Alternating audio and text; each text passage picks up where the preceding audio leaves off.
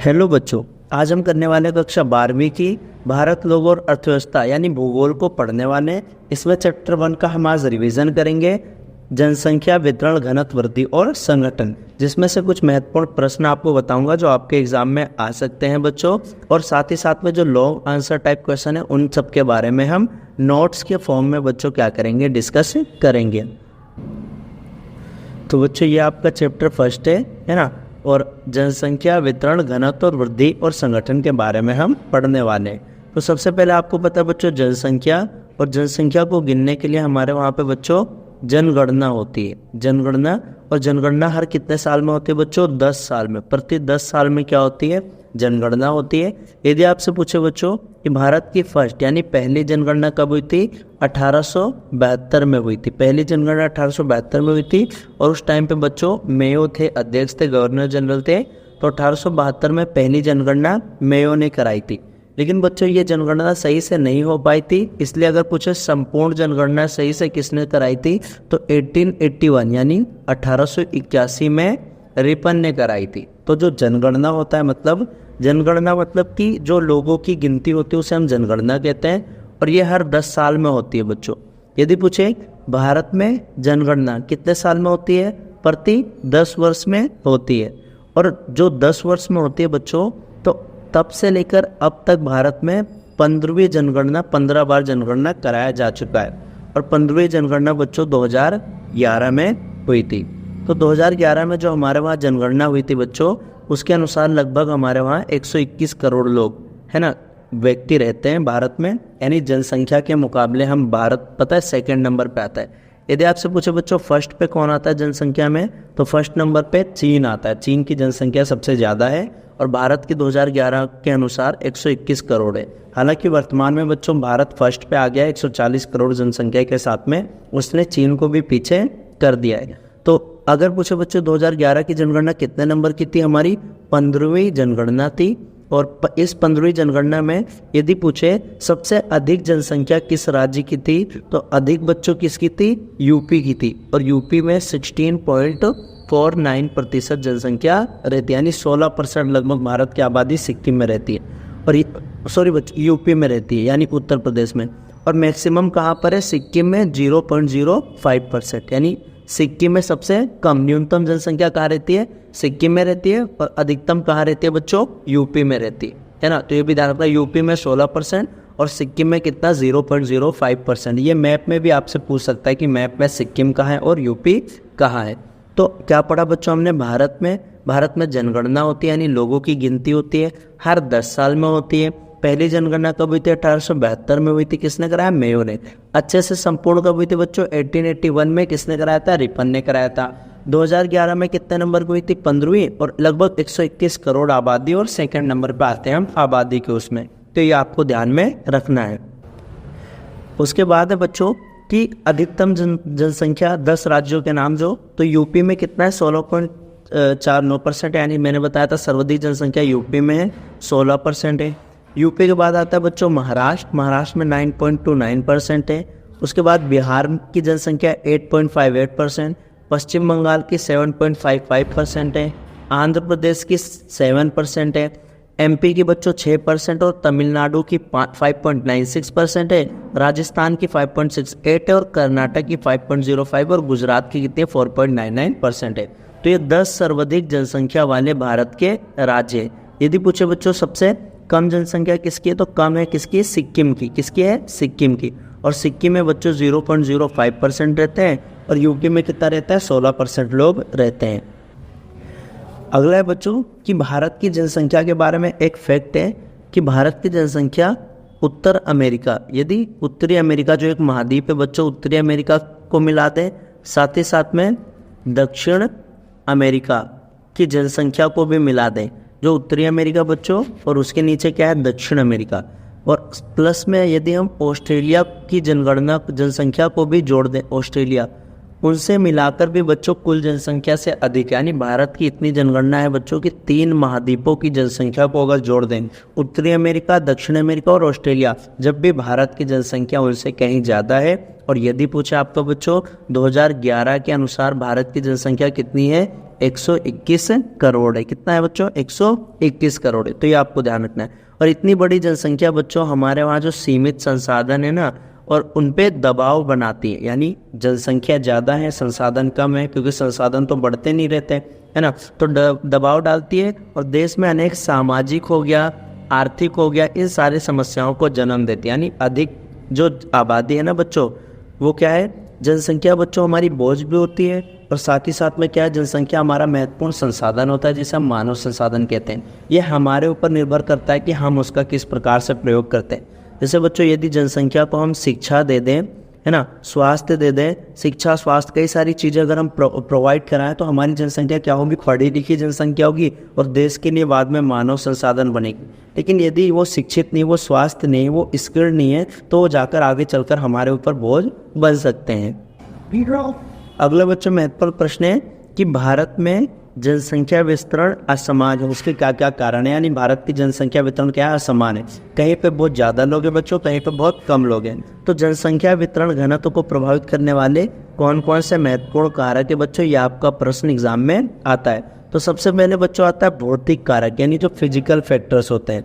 भौतिक कारक में क्या आ जाएगा बच्चों, सबसे पहले भौतिक कारक में आता है भूविन्यास, यानी वहाँ पे जमीन का वितरण कैसा है, और है ना, भूविन्यास में आता है बच्चों जैसे कि समतल मैदान है या उपजाऊ है। समतल यानी जो समतल उसे कहते हैं बच्चों जो एकदम स्लेट होता है ना, पहाड़ नहीं होता, उबड़ खाबड़ जमीन नहीं होती, और उपजाऊ जमीन है।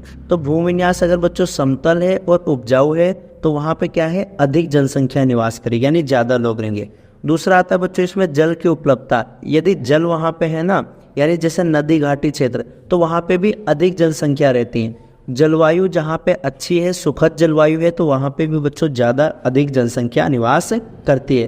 लेकिन इसके विपरीत बच्चों यदि वहाँ पे क्या है, जलवायु ज़्यादा ठंड है, ज़्यादा गर्मी है, जैसे जम्मू कश्मीर में बहुत ठंड होती है, तो वहाँ पे जनसंख्या ज़्यादा निवास नहीं करती है। राजस्थान बच्चों गर्म इलाका है, तो वहाँ पे ज़्यादा जनसंख्या निवास नहीं करती है। ठीक उसी प्रकार से जहाँ पे बच्चों पानी नहीं जाए, राजस्थान हो गया, है ना, तो वहाँ पे जनसंख्या कम है। सबसे सर्वाधिक जनसंख्या हमारे कहाँ है बच्चों, यूपी में 16%। क्यों, क्योंकि वो नदी घाटी क्षेत्र है, वहाँ पे समतल मैदान है, उपजाऊ जमीन है, इसलिए वहाँ पे ज़्यादा जनसंख्या निवास करती है। तो जनसंख्या को प्रभावित, घनत्व को प्रभावित करने वाले पहला कारक में बच्चों भौतिक कारक में भूविन्यास कैसा है, जल की उपलब्धता और जलवायु कैसी है। अगर ये तीनों चीज़ें बच्चों, तो यहाँ पे क्या करेंगे, अधिक जनसंख्या निवास करती है। जैसे उत्तर भारत का मैदान हो गया, डेल्टा क्षेत्र हो गया, वहाँ की ज़मीन उपजाऊ होती है। तटीय मैदान का क्षेत्र हो गया, ये सब उपजाऊ ज़मीन वाले क्षेत्र होते हैं, और यहाँ पे अधिक जनसंख्या निवास करती है। इसके विपरीत बच्चों हम जानते हैं कि कम जनसंख्या कहाँ पर रहती है, कम जनसंख्या वाले भाग कहाँ पर है। तो सबसे पहले प्रायद्वीपीय उच्च भूभाग है बच्चों, वहाँ पे परिवहन का जाल अच्छा नहीं है, तो इसलिए वहाँ पे उबड़ खाबड़ जमीन होती है, प्रायद्वीपीय संसाधन भी ज़्यादा नहीं है, तो वहाँ पे क्या है, कम जनसंख्या रहती है। हिमालय क्षेत्र बच्चों वहाँ सर्दी रहती है, तो वहाँ कम जनसंख्या है। उत्तर पूर्वी राज्यों में बच्चों संसाधनों का ज़्यादा डेवलपमेंट नहीं हुआ है, पहाड़ है ना, पश्चिमी रेगिस्तान है, टेम्परेचर की वजह से, जलवायु की वजह से, तो यहाँ पे क्या है, कम जनसंख्या रहती है बच्चों। उबड़ खाबड़ वाली जगह पे कम लोग रहेंगे, क्योंकि ना तो वहाँ पे सड़क परिवहन को बना सकते हैं, ना वहाँ अस्पताल, कॉलेज ये सब डेवलप कर सकते हैं, तो इसलिए वहाँ कम जनसंख्या रहती है बच्चों, तो ध्यान रखना। दूसरा आता है सामाजिक और ऐतिहासिक और आर्थिक कारक, वहाँ पे ज़्यादा जनसंख्या निवास करती है। तो पहला भौतिक कारक था बच्चों, दूसरा आएगा सामाजिक, ऐतिहासिक और आर्थिक कारक। इसके अंतर्गत हम देखेंगे जहाँ पे स्थायी बस्तियाँ हैं ना, वहीं पे मानव निवास करता है। सुनसान इलाके में या जंगल झाड़ियों में इंसान निवास ज़्यादा नहीं करता। जहाँ मानव ने अपनी बस्तियाँ बनाई है बच्चों, जहाँ परिवहन का जाल अच्छा, यानी एक जगह से दूसरी जगह हम आसानी से पहुंच सकते हैं, है ना, जहाँ पे औद्योगिकरण होता है, और औद्योगिकरण होगा तो क्या मिलेगा बच्चों, लोगों को रोजगार मिलेगा। तुमने देखा होगा कि ज़्यादातर लोग अब जो है गांव से नगरों की तरफ आ रहे हैं, यानी नगरीकरण भी हो रहा है। तो जहाँ नगरीकरण होगा, औद्योगिकरण होगा, सामाजिक, ऐतिहासिक, आर्थिक कारक भी बच्चों प्रभावित करते हैं जनसंख्या को। स्थायी बस्ती होगी, वहाँ निवास करते हैं,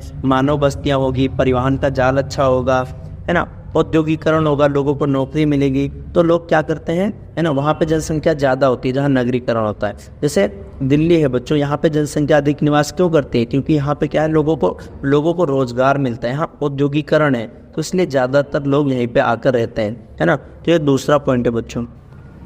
अगला आएगा बच्चों कि ग्रामीण से नगरीय प्रवास हुआ, यानी गांव के लोग ज़्यादातर नगरों में आ रहे हैं। तो जैसा कि आप जानते हैं कि गांव की जनसंख्या बच्चों, भारत को आज भी गांवों का देश कहते हैं, और गांव की जनसंख्या कितनी है, 68% है। लेकिन नगर में अभी भी सिर्फ 31% लोग ही रहते हैं। तो गांव से लोग नगर में प्रवास हो रहा है, और इससे क्या हो रहा है, जनसंख्या में वृद्धि हुई है।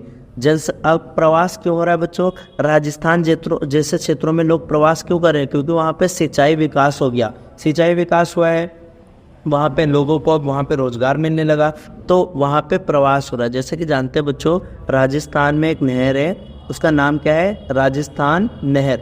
इसके बनने से बच्चों वहाँ पे सिंचाई होने लगी है, वहाँ पे अच्छे पर्यावरण के लिए बच्चों वहाँ पेड़ पौधों का रोपण होने लगा है। और राजस्थान नहर को ही हम इंदिरा गांधी नहर भी कहते हैं, इंदिरा गांधी नहर। तो ये आपको ध्यान में रखना है। उसके बाद खनिज और ऊर्जा संसाधन की वजह से झारखंड में क्या है, जनसंख्या बढ़ी है। परिवहन का जाल अच्छा हो गया है, तो प्रायद्वीपीय राज्यों की जनसंख्या धीरे धीरे बढ़ गई है। तो ये भी आपको ध्यान में रखना है।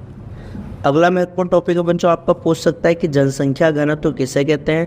तो जनसंख्या घनत्व मतलब होता है बच्चों कि प्रति इकाई क्षेत्रफल में कितने लोग रहते हैं। यानी मान लो एक ये क्षेत्रफल है, ये कोई ज़मीन है, यहाँ पे बच्चों कितने लोग निवास करते हैं, कितने लोग रहते हैं प्रति इकाई क्षेत्रफल में या प्रति वर्ग किलोमीटर में, इसी को हम जनसंख्या घनत्व कहते हैं। और जनसंख्या घनत्व से बच्चों पता चलता है कि वहाँ पे कितने लोग रहते हैं, वर्तमान में कितने लोग हैं वहाँ पे। तो जनसंख्या घनत्व किसे कहते हैं बच्चों? प्रति इकाई क्षेत्र में व्यक्तियों की संख्या को कहते हैं। इससे जनसंख्या के जमाव की मात्रा का पता चलता है कि वहाँ पे जनसंख्या कितनी है, कितनी नहीं है। अब जो जनघनत्व निकालने का फॉर्मूला है बच्चों कि जो कुल जनसंख्या है, जनसंख्या कितनी, उसको कुल क्षेत्रफल से भाग कर देंगे, तो उसे हम क्या कहते हैं, जनसंख्या घनत्व कहते हैं। जैसे मान लो बच्चों, अगर कहीं की जनसंख्या कितनी है, 100 है, और वहाँ का क्षेत्रफल कितना है बच्चों, 25 है, तो 25 को 100 से डिवाइड कर देंगे, 4 आ गया ना, तो ये जनसंख्या घनत्व हो गया कि वहाँ पे 4 लोग जनसंख्या घनत्व प्रति वर्ग क्षेत्रफल में रहते हैं। उसके बाद आता है बच्चों, यदि आपसे पूछे भारत की जनसंख्या घनत्व कितनी है, तो भारत की बच्चों 382 जनसंख्या घनत्व है, जो कि बच्चों लगातार बढ़ रही है। 1951 में भारत की जनसंख्या घनत्व 117 थी, लेकिन आज बढ़कर 382 जनसंख्या घनत्व भारत का हो गया। और भारत में भी बच्चों जनसंख्या घनत्व में विविधताएं पाई जाती हैं। जैसे कुछ राज्यों का जनसंख्या घनत्व अधिक होता है, कुछ राज्यों का कम है। यदि आपसे पूछे बच्चों राज्य के अनुसार, तो बिहार सर्वाधिक जनसंख्या घनत्व वाला राज्य है। बिहार की जनसंख्या घनत्व बच्चों 1102 है। राज्यों में पूछे तो बिहार सर्वाधिक जनसंख्या घनत्व है, और सबसे कम किसका है, अरुणाचल प्रदेश। और ये मैप में आपसे पूछ सकता है बच्चों, अरुणाचल प्रदेश में सिर्फ कितना है, 17 जनसंख्या घनत्व है। तो सर्वाधिक जनसंख्या घनत्व वाला राज्य बच्चों बिहार है, और सबसे कम जनसंख्या घनत्व वाला राज्य कौन सा है, अरुणाचल प्रदेश है। बिहार का बच्चों 1102 है, और अरुणाचल प्रदेश का जनसंख्या घनत्व कितना है, 17 है। लेकिन अगर आपसे पूछे भारत का जनसंख्या घनत्व कितना है, तो 382। उसके बाद आता है बच्चों कि किस केंद्र शासित प्रदेश में किसका जनसंख्या घनत्व ज़्यादा है, तो दिल्ली का सर्वाधिक है, और ये बच्चों बिहार से भी ज़्यादा है, 11,257 है। और सबसे कम किसका है बच्चों, अंडमान निकोबार, ये कितना है, 46 है इसका। तो ये महत्वपूर्ण बातें आपको ध्यान में रखना है। सबसे पहले बच्चों आपसे पूछेगा भारत का जनसंख्या घनत्व कितना है, तो बोलना है आपको 382। भारत में यदि पूछे राज्यों में सर्वाधिक किसका है, बिहार का है बच्चों 1102। किस राज्य का कम है, अरुणाचल प्रदेश कितना है, 17 है। केंद्र शासित में ज़्यादा किसका है बच्चों, दिल्ली का है, और कितना है, 11,297, यानी प्रति इकाई क्षेत्रफल पे 11,297 लोग रहते हैं, है ना। अंडमान निकोबार का बच्चों सर्वाधिक कम है केंद्र शासित प्रदेशों में, और कितना है, 46 है। तो जनसंख्या घनत्व के बारे में पूछ सकता है। उसके बाद आता है बच्चों जनसंख्या घनत्व में उच्च घनत्व वाले क्षेत्र, मध्यम घनत्व वाले और निम्न घनत्व वाले क्षेत्रों के बारे में। तो उच्च घनत्व बच्चों जहाँ ज़्यादा होता है, यूपी, दिल्ली, बिहार, केरल, तमिलनाडु में ज़्यादा घनत्व है। मध्यम में आता है बच्चों असम, गुजरात, आंध्र प्रदेश, झारखंड और उड़ीसा। निम्न में अंडमान निकोबार हो गया, असम हो गया, यानी निम्न जनसंख्या घनत्व। कहाँ पे ज़्यादा है, कहाँ पे कम है? ज़्यादा घनत्व तो बच्चों वहीं पे होगा जहाँ पे भौतिक कारक, जलवायु, ये सारी चीज़ें अच्छी होंगी। उसके बाद है बच्चों कायिक घनत्व के बारे में पूछ सकता है। तो कायिक घनत्व मतलब कृषि प्रधान देश है भारत, इसलिए हमें कायिक घनत्व भी ध्यान रखना है। कायिक घनत्व मतलब बच्चों कुल जनसंख्या को कुल कृषि क्षेत्रफल से भाग देंगे तो कायिक घनत्व आ जाएगा। और कृषि घनत्व किसे कहते हैं? जब कुल कृषि यानी ये कुल कृषि जनसंख्या को कुल कृषि क्षेत्रफल से भाग देंगे तो इससे कृषि घनत्व आ जाएगा। इन दोनों में कॉमन बात यही है बच्चों कि नीचे भी कुल कृषि क्षेत्रफल आ रहा है और यहाँ पे भी कुल कृषि क्षेत्रफल आ रहा है। तो कायिक अगर पूछे तो कायिक में कुल जनसंख्या कर लेना, कृषि पूछे बच्चों तो कुल कृषि जनसंख्या कर लेना। कायिक में कुल जनसंख्या और कृषि में पूछे कुल कृषि जनसंख्या। ये बच्चों आपसे सिर्फ फॉर्मूला पूछेगा और उसके बारे में ज़्यादा कुछ नहीं पूछेगा। अगला महत्वपूर्ण है बच्चों आप जनसंख्या वृद्धि, यानी जनसंख्या वृद्धि के बारे में पूछ सकता है। जनसंख्या वृद्धि किसे कहते हैं? तो समय के दो अंतरालों के बीच, जैसे एक टाइम ये है बच्चों, एक टाइम ये है, तो इन दोनों के बीच में जो डिफरेंस होता है उसे हम जनसंख्या वृद्धि कहते हैं। यानी समय के दो अंतराल, समय के दो अंतरालों के बीच में एक क्षेत्र विशेष में बच्चों जो जनसंख्या में परिवर्तन होता है उसे हम जनसंख्या वृद्धि कहते हैं। और जनसंख्या वृद्धि के बच्चों दो घटक होते हैं, एक होता है प्राकृतिक जनसंख्या वृद्धि, एक होता है अभिप्रेरित जनसंख्या वृद्धि। प्राकृतिक जनसंख्या वृद्धि बच्चों जो जन्म दर में से मृत्यु दर को माइनस करते हैं उसे प्राकृतिक जनसंख्या वृद्धि कहते हैं। अभिप्रेरित यानी जो कृत्रिम होती है, यानी ये प्रवास के कारण होता है। अब हम जानते हैं बच्चों कि भारत की 10 की वृद्धि कितनी, यानी हर 10 वर्ष में हमारे वहाँ बच्चों 16.64% जनसंख्या बढ़ जाती है। आपसे पूछेगा बच्चों 10 की वृद्धि कितना है? 17.64%। यदि आपसे पूछे बच्चों भारत की वार्षिक जनसंख्या वृद्धि कितना है? 1.64% ये वार्षिक जनसंख्या वृद्धि है। और 10 की यानी 10 साल में कितना? 17.64% वृद्धि है भारत की 10 की है। तो ये आपको ध्यान में रखना है। उसके बाद बच्चों वार्षिक वृद्धि दर कितना है? 1.64% और हर 10 साल में 17.64% है। और जनसंख्या वृद्धि में बच्चों क्या है? क्षेत्रीय विभिन्नता है। क्षेत्रीय विभिन्नता कैसे?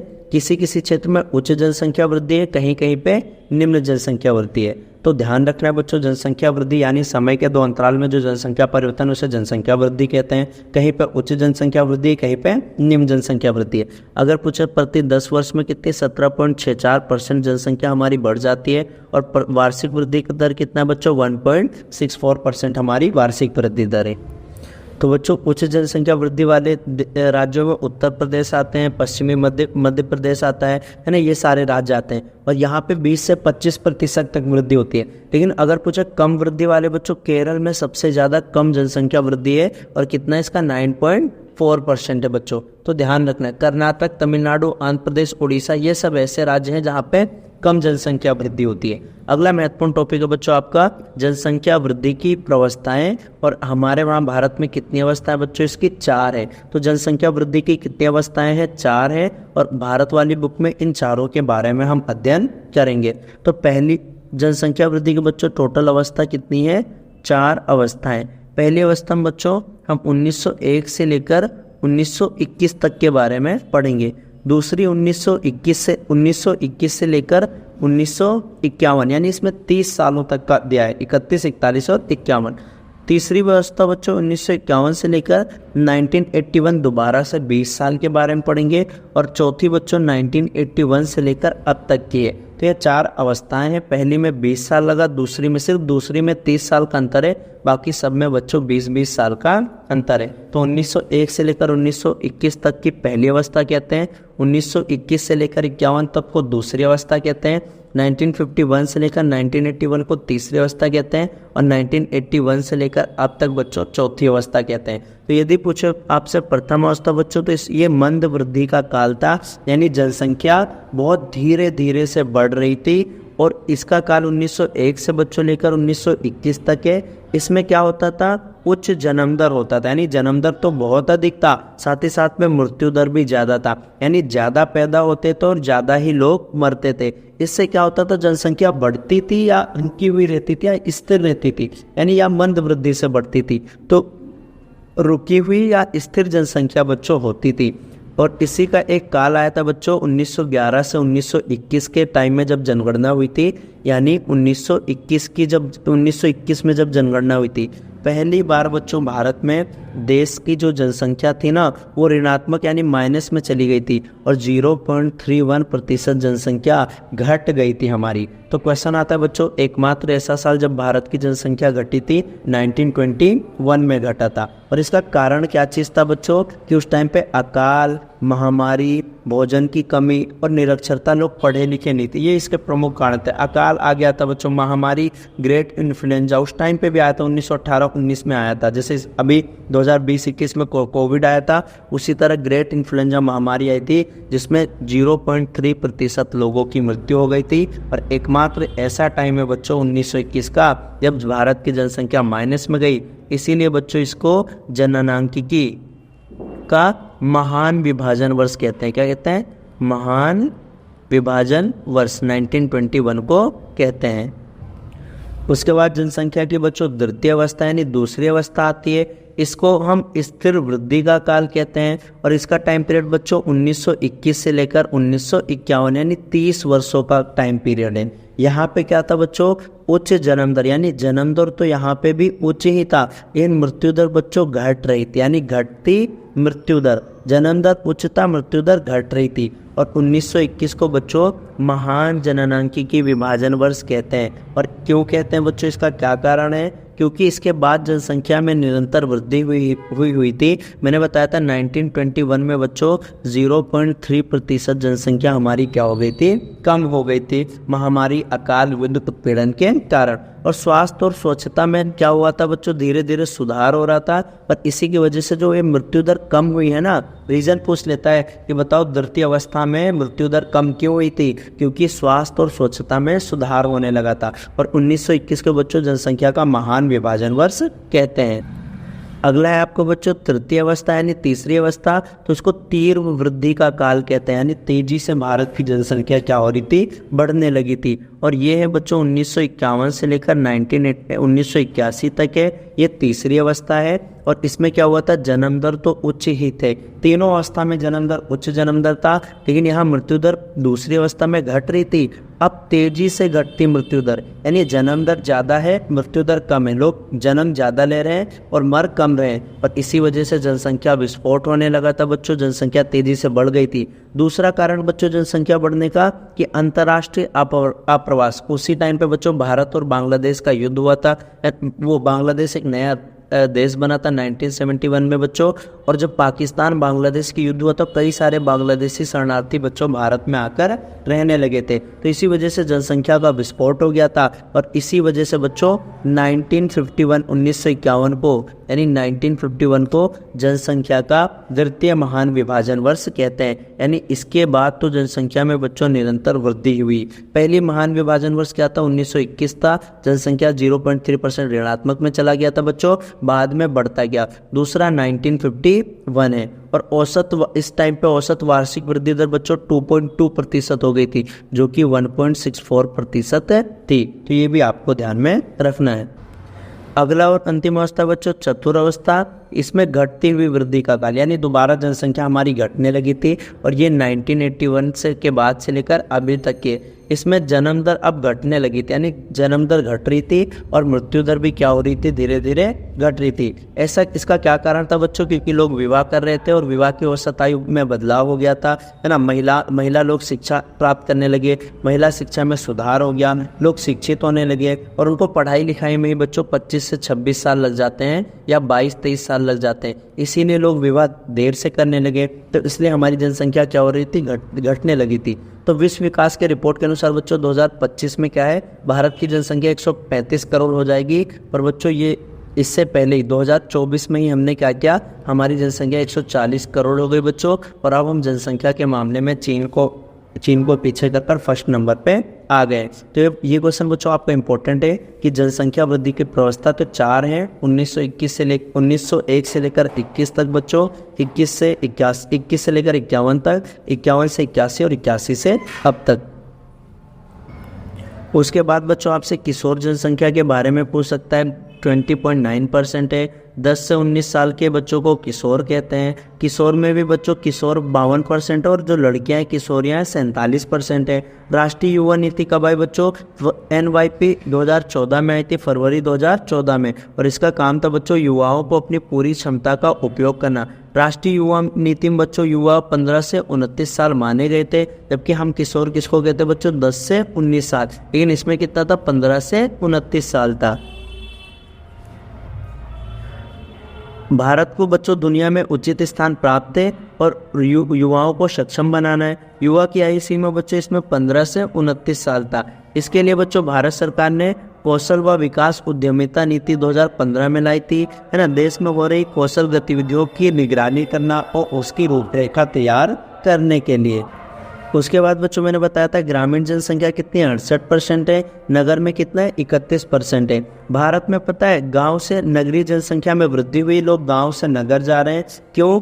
क्योंकि ग्रामीण क्षेत्रों में बच्चों रोजगार की कमी है। नगर में क्या है? अधिक सुविधाएं मिलती हैं उनको। नगरों में शिक्षा की अच्छी सुविधाएं भी हैं, परिवहन और संचार साधनों का भी विकास हुआ है और औद्योगिकरण का भी विकास हुआ है। इसीलिए लोग ज़्यादातर गाँवों से में रहना पसंद नहीं करते, गाँवों से नगर में आ रहे। अगला है बच्चों भाषाई संगठन। तो भारत में भाषाई सर्वेक्षण बच्चों ग्रियर्सन ने किया था और उनके अनुसार 179 भाषाएं थी, 544 बोलियां थी। लेकिन संविधान में कितनी भाषाएं बच्चों हैं? 22 भाषाएं हैं, जिसमें से भी सबसे ज़्यादा हिंदी बोली जाती है और कम कौन सी भाषा? संस्कृत, बोडो और मणिपुरी बोली जाती है। भाषाई वर्गीकरण में बच्चों ऑस्ट्रिक है 1.38%, उसके बाद द्रविड़ आता है, फिर चीनी तिब्बती और भारतीय यूरोपीय आ रही है। भारत की 4 प्रमुख भाषाई वर्गीकरण। अगला महत्वपूर्ण है बच्चों आपका श्रमजीवी संगठन। तो आर्थिक आधार पर हमने श्रमिकों को 3 प्रकार में वर्गीकृत कर रखा है। पहला है बच्चों मुख्य श्रमिक। क्वेश्चन आता है मुख्य श्रमिक किसे कहते हैं? तो वह व्यक्ति जिसको वर्ष में 183 दिन से क्या होता है? अधिक या उतने दिन तक काम मिलता है, यानी रोजगार करता है, तो उसे हम मुख्य श्रमिक कहते हैं। सीमांत श्रमिक उसे कहते हैं जिसको 183 दिन से क्या होता है? कम काम मिलता है। आश्रमिक किसे कहते हैं? जो वर्ष भर काम नहीं करता बच्चों, उसे हम आश्रमिक कहते हैं, यानी जो काम ही नहीं करता। मुख्य श्रमिक, सीमांत श्रमिक और आश्रमिक है। उसके बाद है बच्चों भारत में प्रमुख धार्मिक संगठन। 2011 की जनगणना के अनुसार हिंदू बच्चों 79.8% और मंदिरों में पूजा करते हैं। मुस्लिम 14.2% मस्जिद में पूजा करते हैं। ईसाई बच्चों 2.3% है गिरजाघर में करते हैं। सिख 1.7% बच्चों गुरुद्वारों का इस्तेमाल करते हैं। बौद्ध 0.7% है बच्चों मठों का इस्तेमाल करते हैं। जैन 0.4% है और ये कितना किसका? ये भी मंदिरों का प्रयोग करते हैं। सबसे ज़्यादा कम हिंदू बच्चों कहाँ मिलेंगे आपको? जम्मू कश्मीर में, भारत और बांग्लादेश बॉर्डर में, भारत और पाकिस्तान के बॉर्डर के पास। साथ ही साथ में उत्तर पूर्वी राज्यों में हिंदू क्या है? उनकी मात्रा कम पाई जाती है। दूसरा बच्चों ईसाई ज़्यादा कहाँ है? गोवा में है, केरल में है। बौद्ध सर्वाधिक बच्चों महाराष्ट्र में रहते हैं। एक योजना है बच्चों बेटी बचाओ बेटी पढ़ाओ योजना, और ये योजना जो भारत में बच्चों लिंग अनुपात है ना वो बहुत कम हो रहा था और जो लड़कियों हैं उनको पढ़ाया नहीं जा रहा था, इसलिए 22 जनवरी सन 2015 को बच्चों इस योजना को शुरू किया गया था। और ये योजना कहाँ से?